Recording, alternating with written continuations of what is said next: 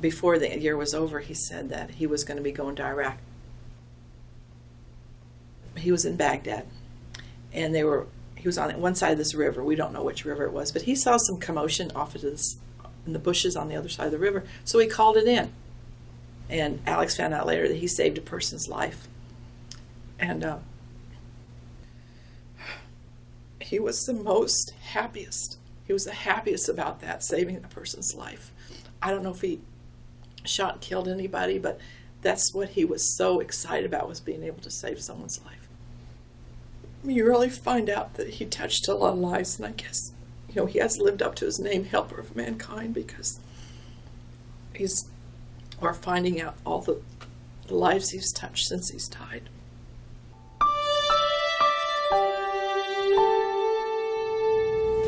My name is Sheila Marshall, and Evan was born when I was 35, sort of late in life. I find that a blessing, because my pain is not even 9 months old, and there are days that I don't know if I can survive this. Evan was my second child and my baby.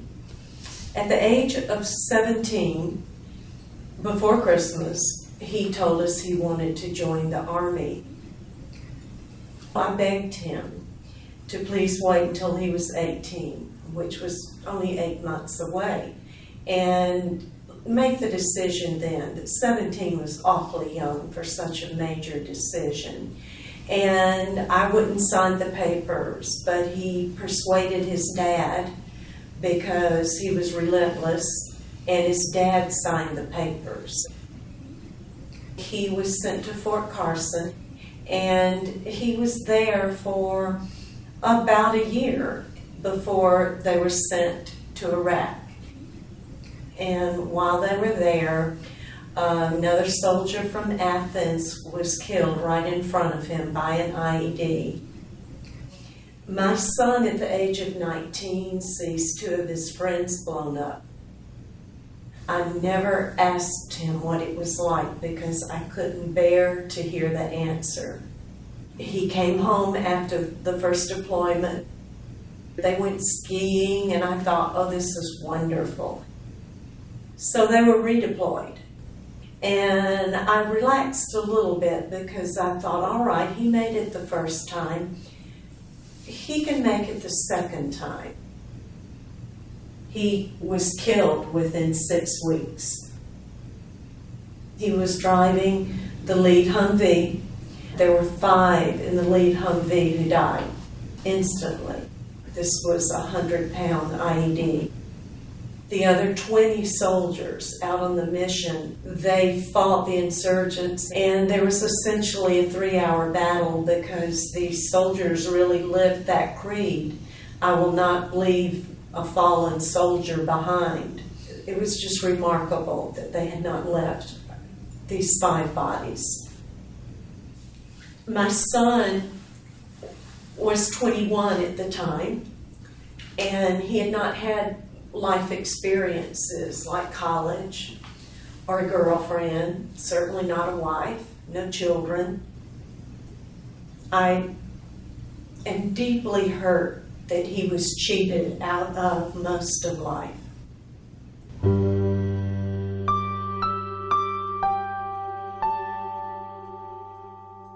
Keisha and I had a wonderful relationship. It was one that was, to me, very unique. She always felt comfortable talking to me and telling me things that I really didn't want to hear at times, and I really treasured that. It was just a relationship like none other. My focus was for her to go to college. So she went to college for a short time, and I guess it just was something that really wasn't for her. So one day she came home and she says, I'm going to join the Army.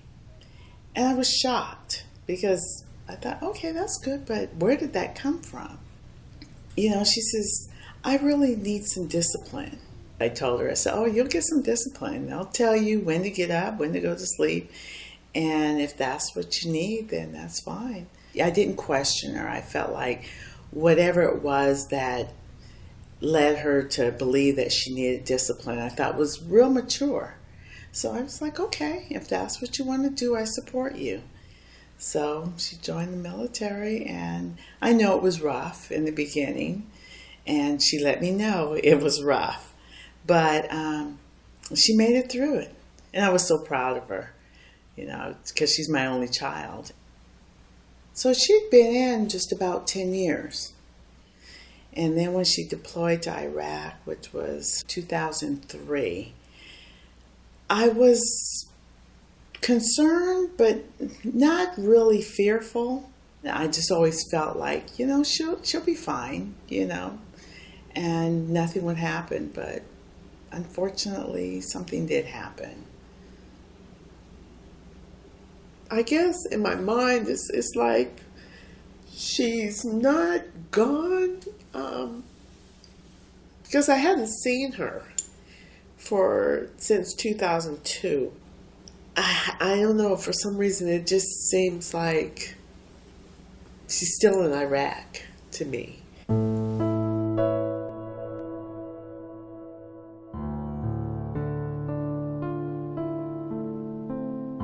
I am an ordained minister in the Swedenborgian Church. Since I lost my son, I have found myself drawn to Mother Mary. I know she knows my suffering greater than I do. I wonder how she lived with her loss, the confusion, the devastation, watching her son being stolen, ridiculed, and crucified before her very eyes. I ponder the similarities between the women at the cross faithfully caring for Jesus with mothers of the fallen faithfully caring for one another as we honor and remember our children. What is Mary teaching us about compassion, sacrifice, and suffering? What are religious traditions saying about anger, despair, and loss?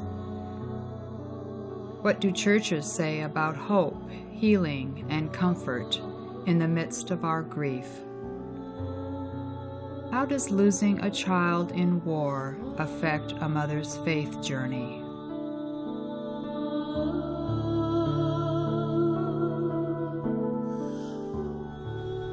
I was raised in a Methodist home. We were taught a lot about God, but I didn't really know him as a friend. Well, my husband and I pray together every morning, and when our son was, deployed, we prayed every morning that, God, your will in our son's life. Not his will, not the Army's will, but your will. And I said, God,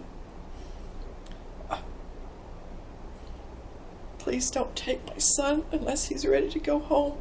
Home. And that's the prayer he answered. He took him home. It's like I knew he was going to die. And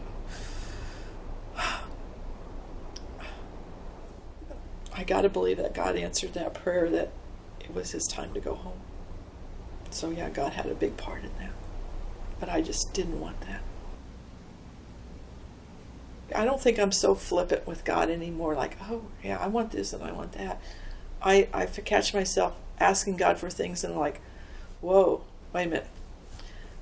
I don't know if I want to ask you for this or not, because I don't want to be disappointed. I guess that's my big word right now. I'm disappointed that this happened. And because I don't see the big story. I don't see the big picture. Whenever I pray for things now, I really preface it. Even before I ask for anything, I said, God, if this is your will, this is what I'd like to happen.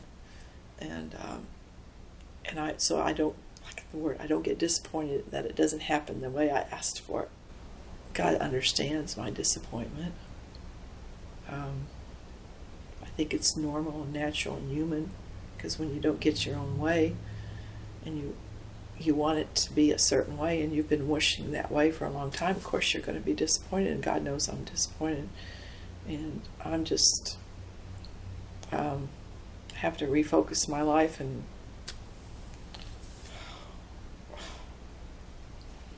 it's like I have to walk through this. I have lived through so many losses in my life